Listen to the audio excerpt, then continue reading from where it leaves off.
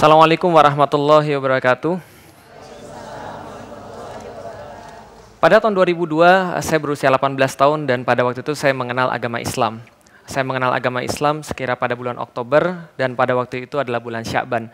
Ketika saya menjalani kehidupan saya sebagai seorang muslim untuk pertama kalinya adalah ketika Ramadan. Dan setelah Ramadan di bulan Desember, pada waktu itu saya pulang ke rumah dan seperti biasa keluarga saya yang masih beragama Katolik merayakan Natal.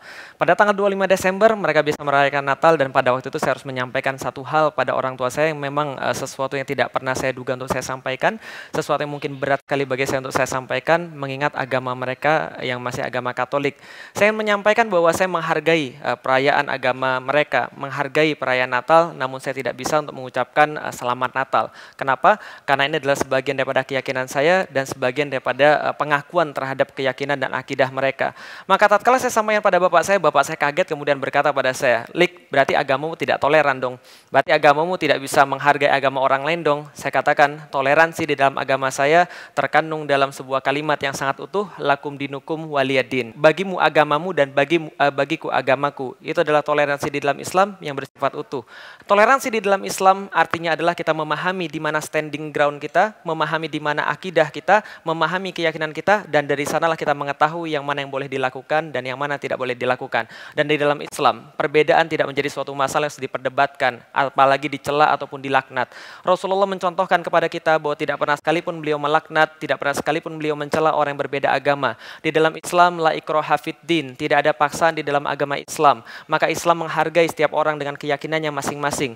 Namun di dalam Islam, tatkala orang memasuki agama ini, maka dia terikat dengan aturan-aturan yang berada di dalam agama ini. Laksana seseorang tidak dipaksa masuk ke dalam rumah saya, tapi apabila dia sudah masuk di dalam rumah saya, maka dia harus ikut aturan saya. Itulah toleransi di dalam Islam, sungguh indah, telah tercontohkan selama ribuan tahun, dan sampai sekarang tentu saja masih kita pegang, dan demikianlah Islam mengajarkan kepada kita, Islam itu indah. Assalamualaikum warahmatullahi wabarakatuh. Assalamualaikum Pak Ustadz. Waalaikumsalam warahmatullahi wabarakatuh. Terima kasih Mbak. Silakan duduk Pak Ustadz. Makasih Mbak. Tadi itu di pembukanya, itu tuh curhat atau memang apa? Atau Sebagian curhat mungkin tapi sebagian adalah pelajaran. Pelajaran untuk yang sedang menyaksikan juga? Untuk yang sedang menyaksikan terutama untuk diri saya agar tetap istiqomah. Oke. Alhamdulillah. Dari situ bagaimana menjalani seseorang yang baru saja mungkin menganut agama barulah untuk dirinya gitu. Ya. Susah atau tidak? Kalau dikatakan susah atau tidak ya itu adalah bagian daripada dinamika sebagai orang yang baru mengenal agama yang baru ya.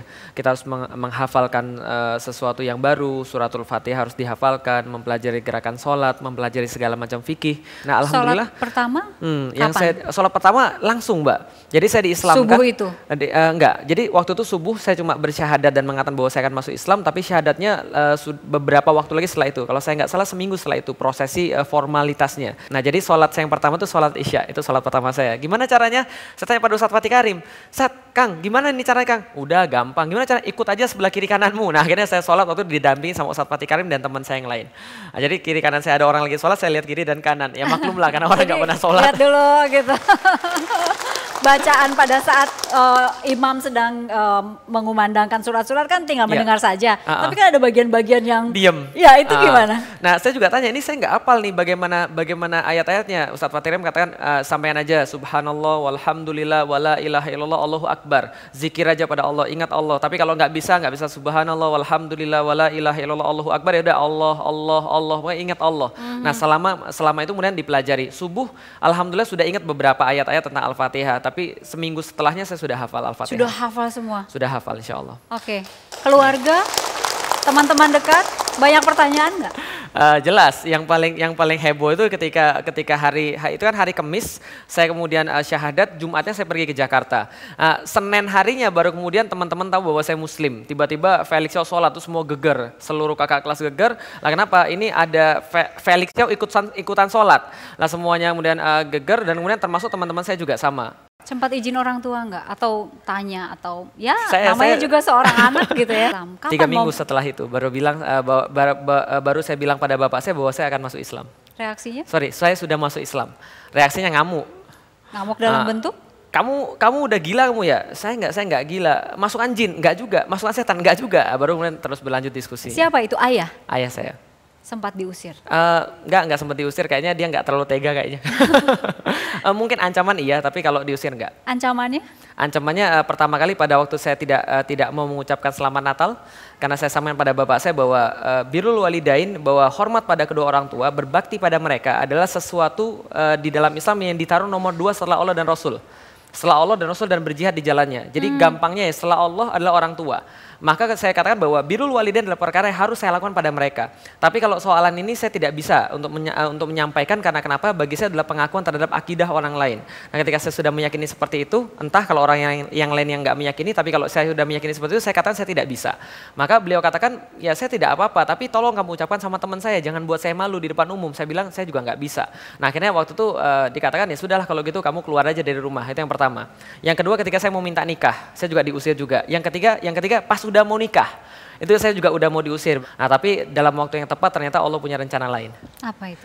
Bapak saya untuk pertama kali dalam hidup saya meminta maaf pada saya atas kemudian perlakuan yang mungkin dia pikir adalah perlakuan yang berlebihan. Momennya? Kenapa?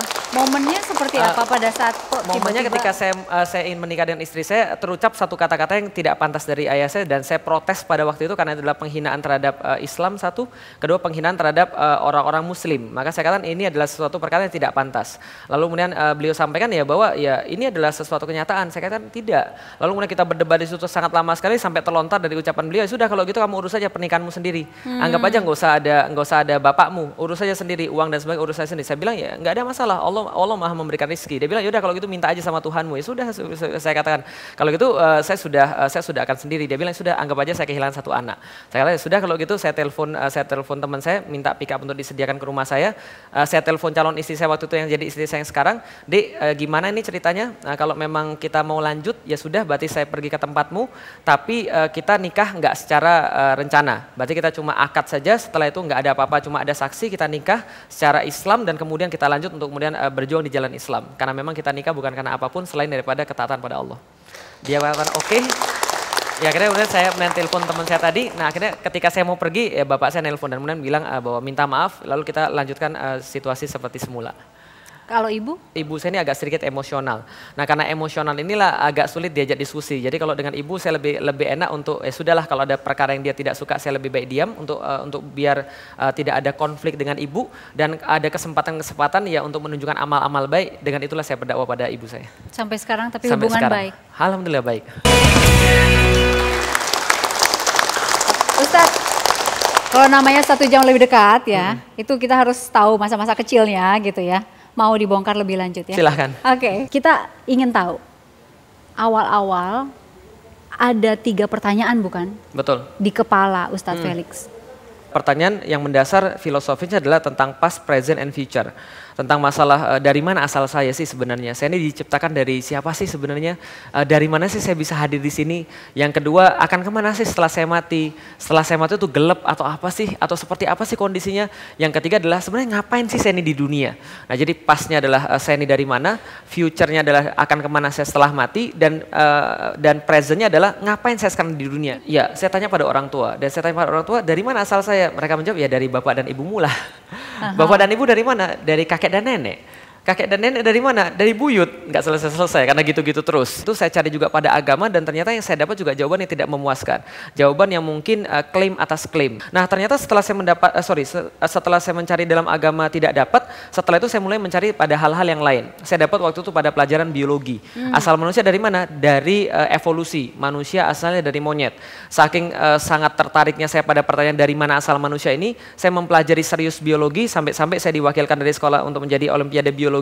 Saya benar-benar serius mempelajari dari mana sih asal manusia, teori evolusi, segala macamnya tentang Darwin dan sebagainya. Ternyata semakin saya belajar, semakin saya mendapatkan sesuatu hal yang membingungkan. Usia 14 tahun itu?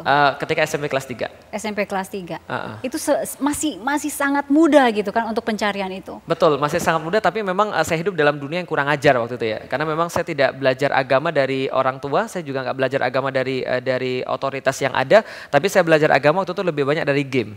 Nah game-game itulah yang mengajarkan pada saya seperti apa sih konsep agama itu. Dan pada waktu itu seperti memang game-game yang ada pada zaman saya itu adalah game yang dibuat untuk orang jadi ateis seperti.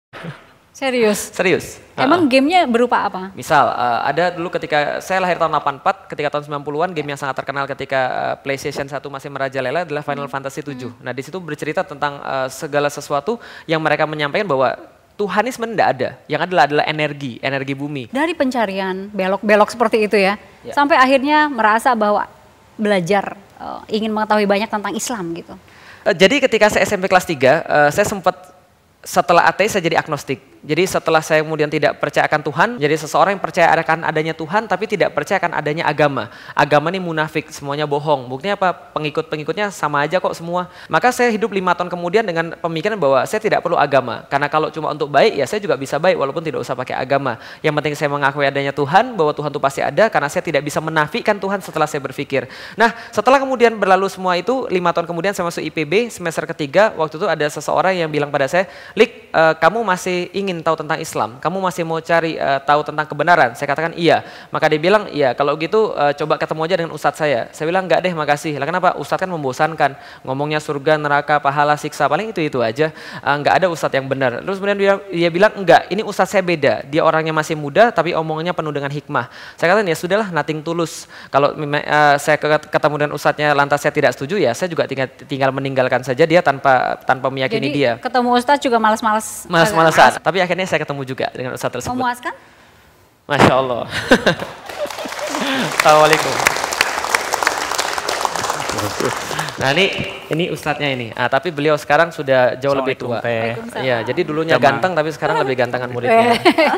Oke, boleh diperkenalkan. Ya, saya perkenalkan adalah Ustadz Fatih Karim. Ustadz Fatih Karim inilah yang tempat saya berdiskusi ketika teman saya namanya Mas Samsul Hadi memperkenalkan beliau pada saya, dan kita berdiskusi waktu itu pertama kali di Selasar Aula Al-Huriyah IPB. Beliau sedang mengisi, pada waktu itu saya masih ingat sekali, pertama kali saya bertemu dengan beliau itu adalah pada satu acara judulnya menepis opini negatif tentang syariat Islam. Jadi Mbak bisa bayangkan bagaimana seorang non-muslim kemudian yang tidak memahami apa-apa ketika sampai ke masjid omongannya tentang potong tangan, rajam dan sebagainya.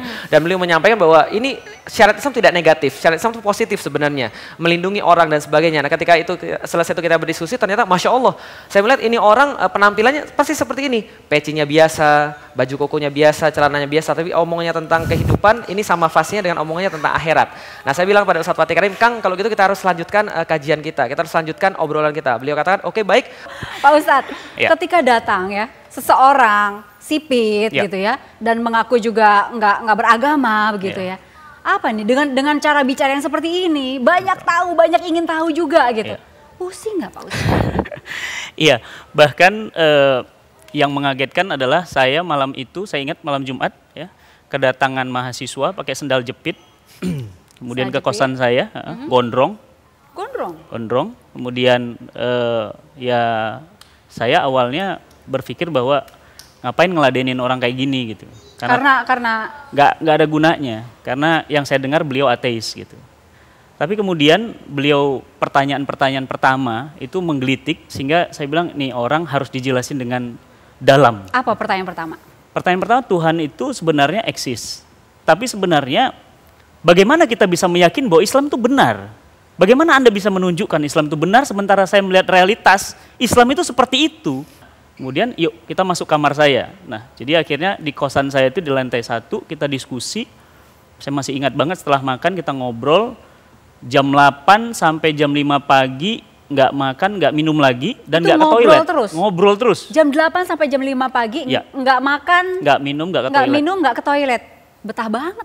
Ya, lagi seru soalnya. Dan itu lagi panas-panasnya, dan kita baru tersadarkan. Bentuk panas itu seperti apa misalnya? Perdebatan pertanyaan, Quran ini benar apa enggak? Kalau memang Quran benar, mana buktinya? Apa yang Anda bisa yakinkan bahwa Quran itu benar? Gitu. Apa betul Muhammad ini menikahi budak? Nah kayak gitu-gitu. Pertanyaan-pertanyaan kritis. Perbudakan.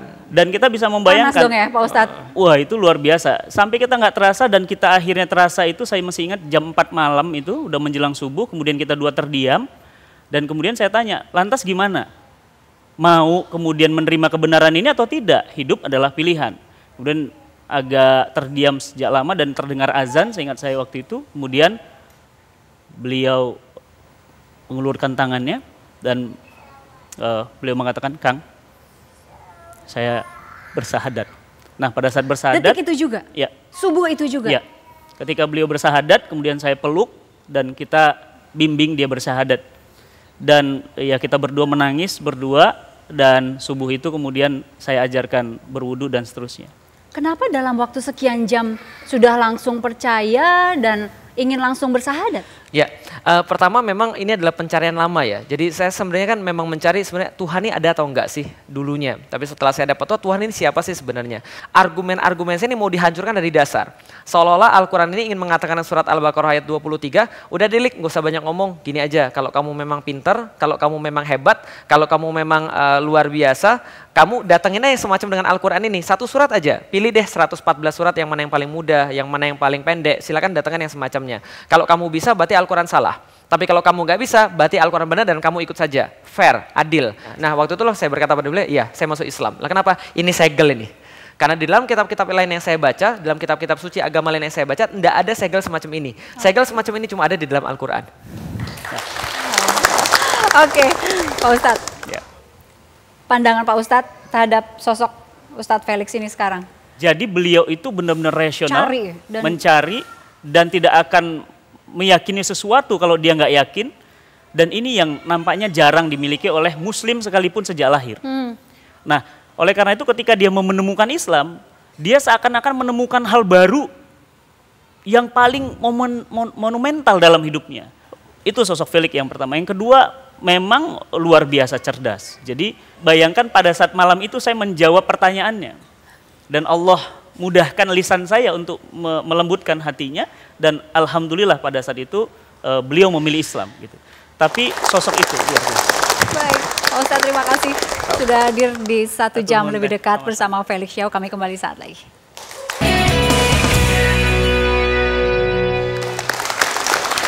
Kami ingin memperlihatkan bagaimana ya Ustadz Felix ini saat memberikan tausiah ya. Salah satunya pernah di TV One ya. Pernah. Jadi pada hari ini kita berkumpul untuk membahas tentang kepemimpinan. Sesuatu yang memang asing terhadap umat pada zaman sekarang karena umat sudah terlanjur dininabubukan dengan perkara-perkara yang lain sehingga menganggap pemimpin dan kepemimpinan itu di luar bahasan Islam. Betul begitu Ibu sekalian. Karena kita biasa menganggap bahwa urusan politik bukan urusan agama, urusan kepemimpinan bukan urusan agama. Jauh daripada itu, Islam justru menganggap semua adalah bagian daripada agama. Saya nggak akan masuk ke dalam kontennya, ya. Tapi saya melihat ada ciri khas sendiri dari Ustadz Felix. Ngomongnya cepat. Itu dia. Jadi pertanyaannya sedikit gitu, jawabannya bisa wah banyak sekali. Saya sering gitu diprotes gara-gara itu, ngomongnya cepat. Itu satu ciri khasnya, cepat ya. Yang kedua, Sipi ciri khas dong. Ya, ganteng yang ketiga. Ganteng yang ketiga, oke. Dan kemudian batikan selalu. Iya betul. Kenapa? Pertama-tama saya ingin menyampaikan ya bahwa seorang ustadz itu tidak harus angker. Seolah-olah ada pembatas antara dia dan audiens. Saya tidak ingin ada batas antara saya dan audiens. Bahwa saya sama seperti mereka, sama-sama manusia. Dan saya tidak ingin ada perbedaan antara saya di luar dan saya di panggung. Bahwa saya ketika di panggung ya itulah ketika saya di luar. Itulah ketika saya di rumah, itulah ketika saya dimanapun. Tidak perlu ada kemudian pembatasan segala sesuatu. Wow. Dan satu lagi, nama juga tetap dipertahankan Felix Xiao gitu. Ya, Felix Xiao. Pertama itu tidak berhalangan di dalam Islam bahwa ketika kita berbicara tentang nama, hanya beberapa nama yang dilarang oleh Rasulullah Muhammad. Tapi Felix itu diberikan oleh bapak dan ibu saya dan saya menghargai mereka bahwa ini adalah pemberian mereka. Saya berusaha menghargai mereka. Artinya juga dari bahasa Latin Felix artinya keberuntungan. Itu adalah alasan yang pertama. Yang kedua lebih marketable Mbak. Nah, kenapa lebih marketable ketika kita lihat spanduk hadirlah pengajian oleh Muhammad Al-Fatih oleh biasa aja. Tapi ketika lihat Felix ya siapa ini? Pengen lihat. Nah mudah-mudahan ketika dia lihat, dia dengar, dia lebih mengetahui tentang Islam dan mau untuk kemudian sama-sama memperjuangkan Islam. Oke. Di episode ini 1 jam lebih dekat, mungkin kita akan banyak flashback ke belakang juga. Ada gambar-gambar, ada artikel yang Ustadz bisa terangkan ya. Ini dia ulas posisi pria wanita. Ustadz Twitter diserang dalam tanda kutip di lini masa. Berasa ada serangan itu? Nah jadi kalau diserang itu adalah sesuatu yang wajar. Jadi ketika kita memang masuk dalam ranah dakwah, kita harus siap untuk kemudian menghadapi apapun juga. Namanya orang yang mencela, namanya orang yang memaki, namanya orang yang memuji, itu adalah sesuatu yang sudah biasa. Dan kita harus siap untuk menghadapi semua itu. Kontroversi memang tidak selalu merugikan, tapi lebih banyak menguntungkan. Karena kenapa? Justru kita terekspos lebih banyak. Dan ketika kita terekspos lebih banyak, kita menyerahkan pada orang-orang untuk menilai kita sendiri seperti apa. Kita lihat artikel lagi ya, Ustadz Felix Xiao dicekal masuk Amerika Serikat. Kemarin tuh ya. Apa rasanya dicekal masuk Amerika? Ngeri-ngeri sedap. Ya, jadi saya berdakwah di Amerika itu sudah sejak tahun lalu. Jadi tahun 2013 saya berjalan di West Coast ya, di pantai barat Amerika, di sekitar 10 kota di Amerika. Kemudian saya mengelilingi kota-kota itu sambil berdakwah. Dan tahun 2014 alhamdulillah mereka minta saya untuk di East Coast untuk menyisir bagian sebelah timur daripada pantai Amerika. Nah, waktu itu saya sudah sampai di Houston, kemudian saya dimasukkan dalam secondary room yang saya pikir adalah sudah biasa gitu kan ya. Karena kenapa? Karena pas pertama kali saya ke Amerika pun saya juga masuk ke secondary room. Tapi saya pikir ini paling cuma 2,5 jam interview biasa, tapi ternyata tidak. Ternyata mereka lebih daripada interview. Nah, setelah kemudian mereka menyampaikan segala sesuatu itu, ternyata saya dicekal dari pelanggaran visa. Jadi mereka menganggap bahwa ketika saya berada di Amerika di tahun lalu saya dianggap melakukan kerja sehingga visa turis itu menjadi batal. Nah, sehingga seluruh visa-visa saya dibatalkan dan saya dipulangkan ke Indonesia. Dan sejak itu nggak pernah nyoba lagi masuk ke sana? Saya di band 5 tahun di Amerika. 5 tahun? Biarin aja ya? Nggak ada masalah, mungkin ada waktunya mungkin saya ke sana mungkin untuk penaklukan Amerika kali ya. Wow, keren. Ada gambar berikutnya, Hokkaido. Hokkaido ya. Hokkaido saya berkunjung ke sana juga ketika tahun 2013. Di situ ada guru saya namanya Ustadz Epi Taufik. Beliau juga menjadi guru pertama saya. Agar Ustadz saya senang ya, menyenangkan Ustadz adalah bagian daripada ibadah dan kalau nggak kualat saya bahaya gitu kan. Nah, jadi bukan terpaksa ya. Jadi saya dengan senang hati pergi ke Hokkaido. Dan akhirnya bertemu. Alhamdulillah akhirnya setelah bertemu. Berapa lama nggak ketemu itu? Mungkin setelah 5 atau 6 atau 7 tahun kali ya nggak ketemu ya. Sekarang udah 7 tahun nggak ketemu? 7 tahun nggak ketemu semenjak kalau hari sekarang? Itu. Masya Allah. Serius 7 tahun? 7 tahun nggak ketemu. Oke, jadi saya ingin tahu ini Pak Ustadz ini benar nggak transfer dari Pak Ustadz Fatih? Iya. Kemudian dari Ustadz Fatih Karim ke Ustadz Epi Taufik. Nah, jadi kalau ini adalah yang tadi good cup, ini bad cupnya. Karena kalau Ustadz Fatih Karim kan saya sangat enjoy ya ketika belajar. Tapi kalau sama beliau ini didikannya luar biasa keras. Jadi saya pernah diusir sama beliau, saya ingat sekali pernah diusir sama beliau gara-gara saya nggak bisa baca bahasa Arab. Gundul Mbak. Nggak bisa baca bahasa Arab dulu, pada waktu itu huruf hijaiyah aja saya belum hafal Mbak. Wow, Pak Ustadz kenapa diusir? Ya kan namanya orang belajar gitu ya. Ya, tapi mungkin ada cerita yang lebih menarik sebelum itu.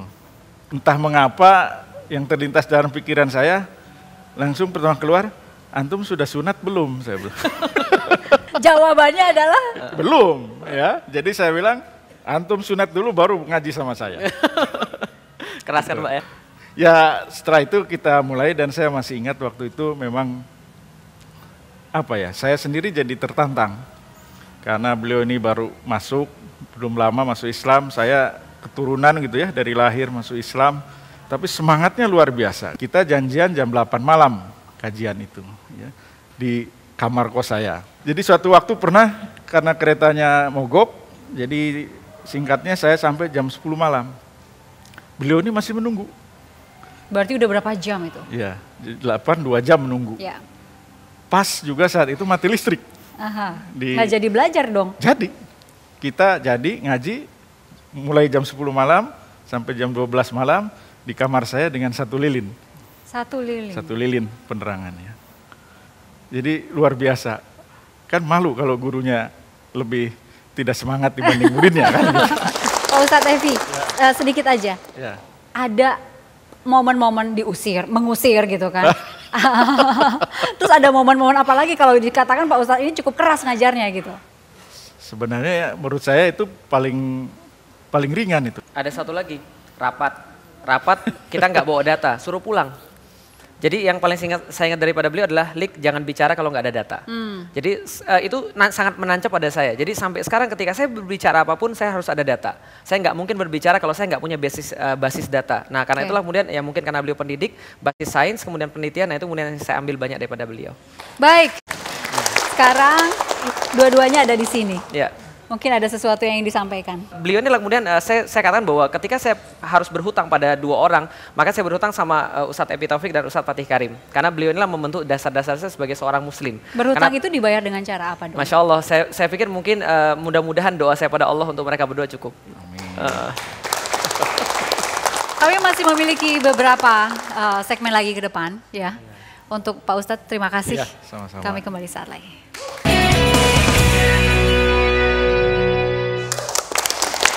kita lanjutkan. Ada beberapa gambar lagi. Boleh. Ya, yang akan kami perlihatkan. Oke. Ka'bah. Insya Allah. Kapan pertama lihat? Tahun berapa dan apa rasanya? Ya, setelah saya masuk Islam itu adalah sebuah impian yang saya pikir nggak akan pernah tercapai ya. Karena kenapa? Karena kondisi finansial, kemudian kesempatan, kemudian ya segala macam lah. Saya pikir itu cuma sebuah angan-angan yang nggak pernah akan tercapai. 2010 saya bilang sama bapak saya bilang, Pi, bapak saya seorang direktur di perusahaan agrochemical, saya bilang, Pi, selama ini kan papi kalau ketemu dengan customer, lalu kemudian mengikat customer ini kan dengan cara-cara tertentu, termasuk ngasih mereka bonus setiap tahun. Saya bilang, bonusnya biasanya apa? Bapak saya bilang, bonusnya motor. Harganya berapa? 15 jutaan. Ya sudah, kalau itu mau nggak tambah sedikit lagi dan berikan mereka mengikat kepada kita. Gimana cara? Kita umrohin. Wah, bapak saya agak berpikir keras. Tapi karena boleh, tapi pembimbingnya siapa? Felix. Lu emang kamu pernah umroh? Enggak, tapi saya sudah siap. Gitu.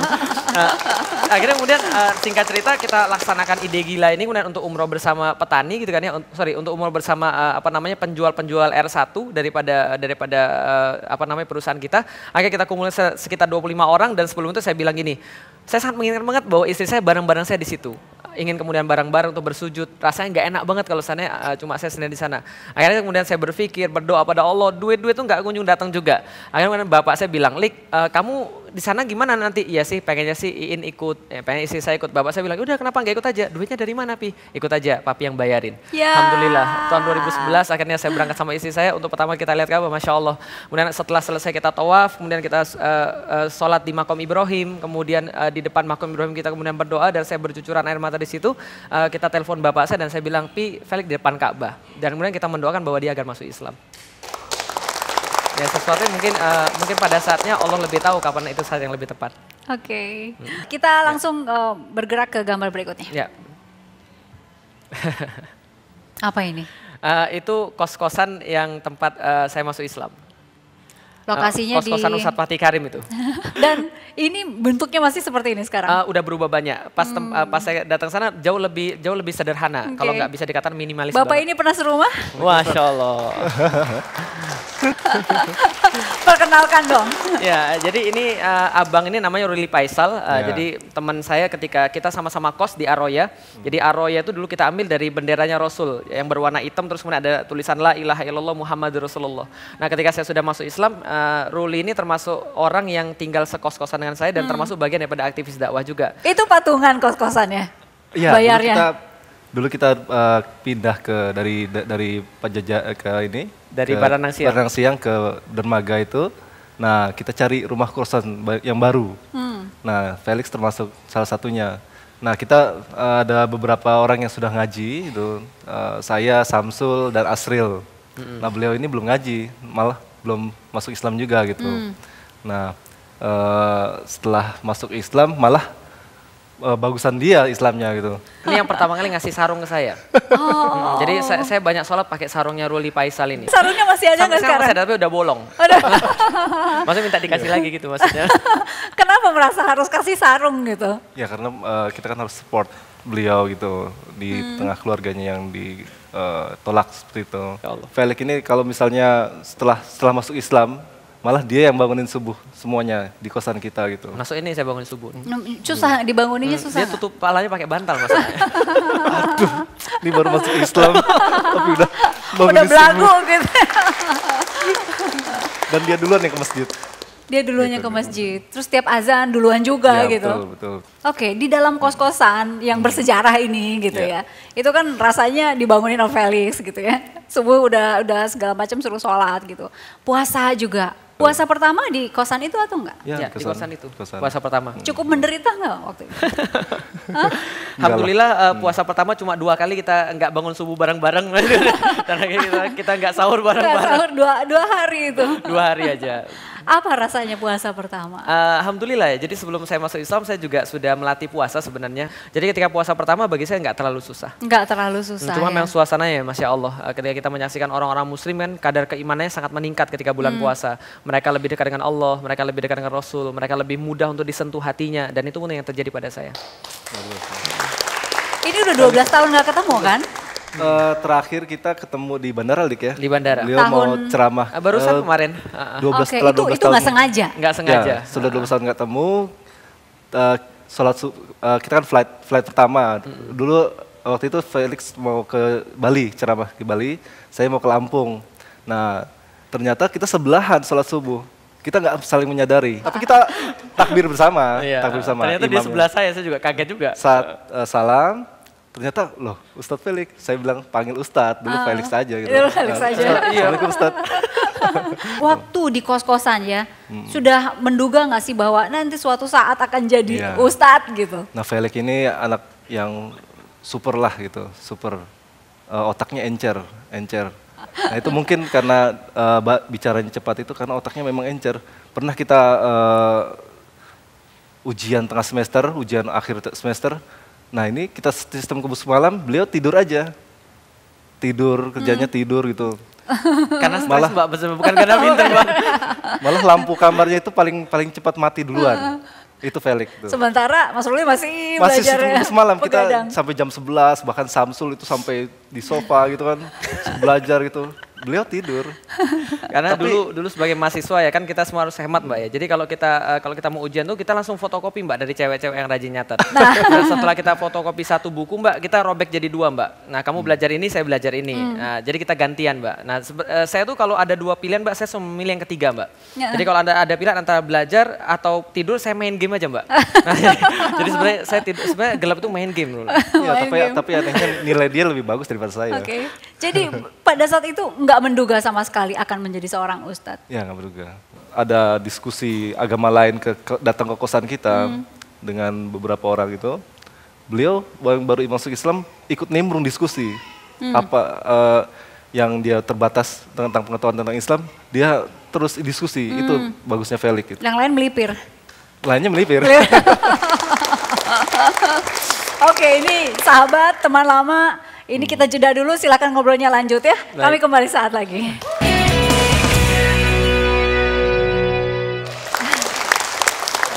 Oke, boleh diperkenalkan satu persatu Mas. Ya, jadi ini anak saya yang pertama namanya Alila Sofia Asyarifah. Kalau ini adalah anak saya yang keempat, namanya Ayah Sofia Asyarifah. Yang kedua dan yang ketiga namanya yang siapa dan ketiga siapa? namanya Sifar Muhammad Al-Fatih 1453. Yang ketiga Gozi Muhammad Al-Fatih 1453. Itu pakai angka 1453? Pakai angka 1453, betul. Apa itu? Nomor-nomor apa nah, itu? Karena itulah saya memang kasih nama supaya ditanya Mbak. Nah, 1453 adalah tahun penaklukan Konstantinopel oleh Muhammad Al-Fatih. Oke.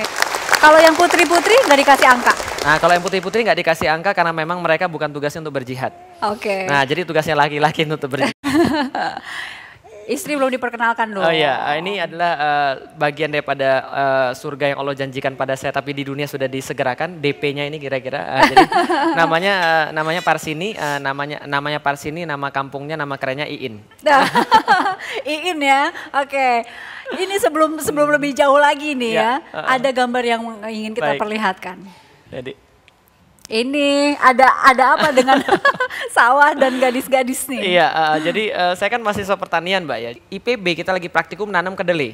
Nah seperti yang kita tahu kedelai itu harus ditanam di tempat yang basah. Karena hujan lagi rintik-rintik dan kalau masuk ke sawah itu kan bisa sampai sini tanahnya itu, bisa sampai kaki betis tanahnya. Nah saya waktu itu masuk ke praktikum sawah itu dengan misu-misu. Hari Sabtu menggerutu suruh praktikum, ini nggak banget sih tempatnya, becek lagi. Tapi ternyata ketika lagi seperti itu datanglah seorang cewek, dia justru kemudian datang ke dalam sawah itu, dia nggak ngapa-ngapain. Maksudnya masuk situ kos kakinya masih dipakai dan jilbabnya masih dipakai, masuk ke dalam sawah. Yang saya lihat, Masya Allah ini cewek nggak ngelepas kos kaki, jilbabnya tetap dipakai, masuk ke sawah. Saya pikir begini, kalau saya jadi dia itu sudah saya buang tuh kos kakinya abis dari sini. Nggak dipakai lagi. Nah tapi saya mikir, wah ini taatnya pada Allah Masya Allah. Nah berarti ini cocok daripada jadi ibu daripada anak-anak saya. Wow, langsung tuh.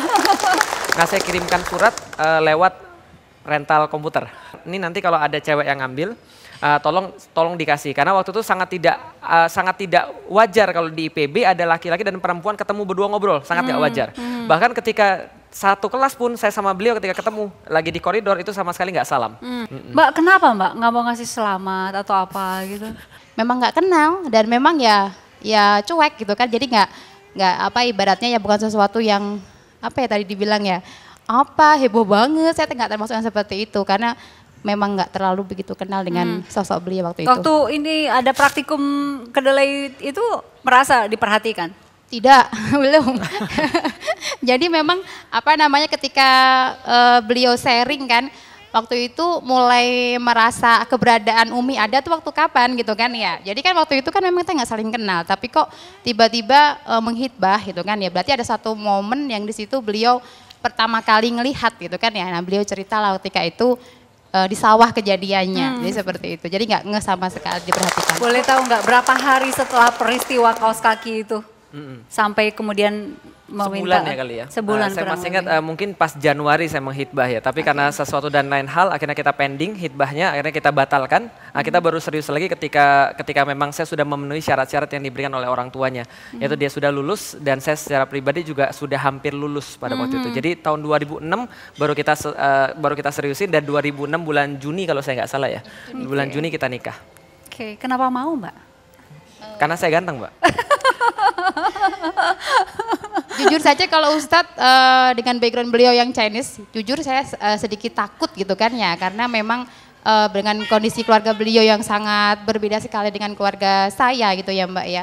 Jadinya ya kalau memikirkan itu jadi kayak mau mundur. Tapi karena mengingat beliau di surat hitbahnya, jadi sekarang bukti otentiknya masih ada di rumah. Beliau mengatakan bahwa beliau membutuhkan sosok istri yang akan mendampingi beliau dalam dakwah gitu kan ya. Jadi selama beliau masih memikirkan dakwah berarti status saya akan aman gitu kan ya. Karena beliau melakukan sesuatu karena Allah sehingga pasti sama istrinya juga pasti sayang. Jadi saya aman ketika itu. Baik, ada bisikan harus ditanya soal kosannya katanya. Ya. Kosannya Mbak In emang di mana itu? Nah, kosannya istri saya waktu itu berhubungan dengan Ustadz Epi Taufik. Jadi kosannya istri saya tuh di sebuah kosan putri namanya Al Jamilah. Nah, kebetulan yang memiliki Al Jamilah adalah yang jadi istri Ustadz Epi Taufik sekarang. Pantesan. Betul. Jadi beliau juga menjadi informan saya nih ceritanya. Oke, kami memiliki sesuatu ya. Kalau tadi gambar-gambar, artikel-artikel gitu Baik. ya. Kalau yang ini sesuatu ya. Mungkin bisa dilihat dulu nih. Ini surprise dari TV One nih. Boleh. Ya. Boleh dibuka? Somai, Mbak. Tampilannya seperti somai dari luar ya. Masya Iya. Allah. Ada cerita. Iya. Oke. Ini adalah spaghetti ini pertama kali dimasakin oleh ibu saya ketika calon istri saya datang. Nah, jadi ketika calon istri saya datang, ini kemudian ibu saya masakin spaghetti. Waktu itu istri saya nggak bisa makan sama sekali karena memang lidahnya lidah proletar ya. Nah, tapi setelah diajarin justru akhirnya dia jauh lebih suka daripada saya tapi sekarang. kenapa pilihannya spaghetti, Mbak? Kebetulan memang Ustadz ini sangat menyukai jenis-jenis mie ya, mie ayam, spaghetti, pokoknya yang berbau mie itu sangat luar biasa. Karena Dan orang Cina itu makanan pokoknya mie bukan nasi. Iya. terus spaghetti kan kebetulan juga memang sangat praktis ya buatnya, mungkin setiap pagi itu bisa cepet, apalagi dengan kondisi anak saya cukup banyak, jadi nggak memerlukan waktu yang lama untuk membikinnya. Oke, dari istri mungkin ya, ada harapan khusus untuk Ustadz Felix?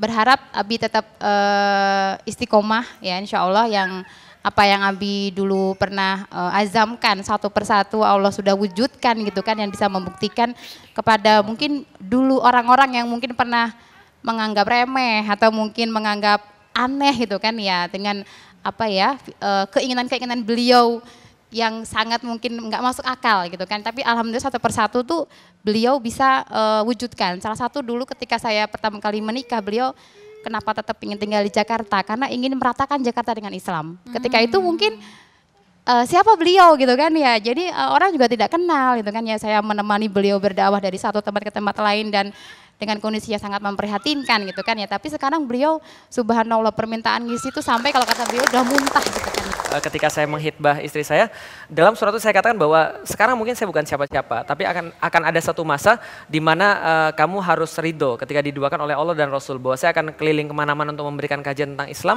dan dia katakan iya. Tapi ternyata setelah nikah ya protes juga sebenarnya. Karena namanya juga manusia kan ya. Baik. Ustadz Felix Xiao, terima kasih sudah hadir di 1 jam lebih dekat. Bersama Felix Xiao, ini juga kasihan kayaknya udah mau bobo ya. Iya. Untuk Pak Ustadz semuanya terima kasih. Dan untuk semuanya juga terima kasih sudah hadir di sini. Kami jumpa lagi pekan depan dengan tokoh-tokoh lainnya. Sampai jumpa.